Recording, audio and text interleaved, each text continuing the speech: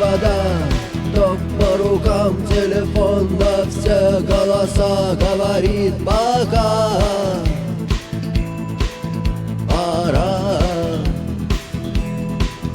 И пальто на гвозде, шарф в рукаве и перчатки в карманах шепчут: подожди до утра,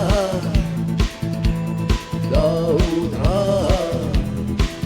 Но странный стук зовет дорогу. Может, сердце, может, стук в дверь.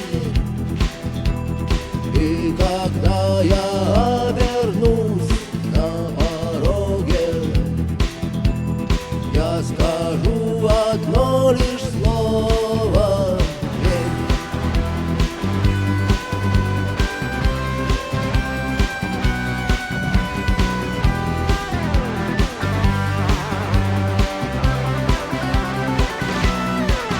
И опять на вокзал, и опять к поездам, и опять проводник выдаст белье и чай.